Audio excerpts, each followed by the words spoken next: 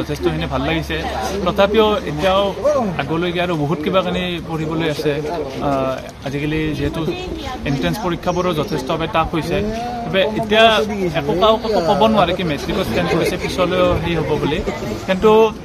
যথেষ্টভাৱে চেষ্টা কৰিম আৰু আজি পটপটৰে বহুত ভাল লাগিছে আৰু পিছলৈ জেডাবল ইঞ্জিনিয়াৰিং দিম বুলি ভাবিছো তুমি ফলাফল ঘোষণা হোৱাৰ কথা নাছিল আজি তুমি হঠাৎ ঘোষণা হ'ল আজি হঠাৎ ঘোষণা হ'ল ৰাতিলৈকেতো ভবাই নাছিলো কি আজি ঘোষণা হ'ব কাৰণ আজি চৰকাৰীভাৱে বন্ধ বুলিও শুনিছো কিন্তু যেতিয়া ৰাতিপুৱা শুই উঠাৰ পিছত গম পালো কি আজি ৰেজাল্ট ঘোষণা তাৰপিছত বহুত ভয় লাগিছিল প্ৰথমতে উখল মাখল পৰিস্থিতি হৈছিল স্থান দখল কৰিম বুলি ভাবিছিলে স্থান দখল আচলতে সকলো ছাত্ৰ ছাত্ৰীৰ এটা আশা থাকে 12 বছৰ পঢ়াৰ পিছত যোনটো ডাঙৰ পৰীক্ষা এতিয়া কিবা এটা ভাল ৰিজাল্ট কৰিবলৈ ভাল হ'ব কিন্তু মই ইমানলৈকে আশা কৰা যে 3টা স্থান লাভ কৰিম সেইবাবে আজি যথেষ্ট ভাল লাগিছে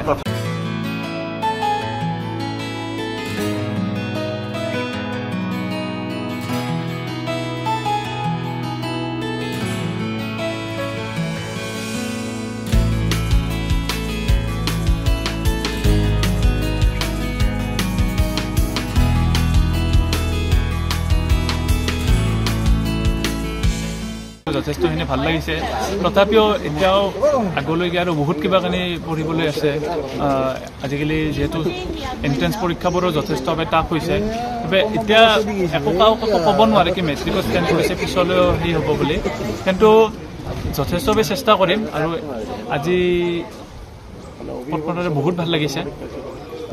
আৰু পিছলৈ জেডাবল ইঞ্জিনিয়াৰিং দিম বুলি ভাবিছো তুমি ফলাফল ঘোষণা হোৱাৰ কথা নাছিল আজি তুমি হঠাৎ ঘোষণা হ'ল আজি হঠাৎ ঘোষণা হ'ল ৰাতিলৈকেতো ভবাই নাছিলো কি আজি ঘোষণা হ'ব কাৰণ আজি চৰকাৰীভাৱে বন্ধ বুলিও শুনিছো কিন্তু যেতিয়া ৰাতিপুৱা শুই উঠাৰ পিছত গম পালো কি আজি ৰেজাল্ট ঘোষণা তাৰপিছত বহুত ভয় লাগিছিল প্ৰথমতে উখল মাখল পৰিস্থিতি হৈছিল স্থান দখল কৰিম বুলি ভাবিছিলে স্থান দখল আচলতে সকলো ছাত্ৰ ছাত্ৰীৰ এটা আশা থাকে 12 বছৰ পঢ়াৰ পিছত যোনটো ডাঙৰ পৰীক্ষা এতিয়া কিবা এটা ভাল ৰিজাল্ট কৰিবলৈ ভাল হ'ব কিন্তু মই ইমানলৈকে আশা কৰা যে 3টা স্থান লাভ কৰিম সেইবাবে আজি যথেষ্ট ভাল লাগিছে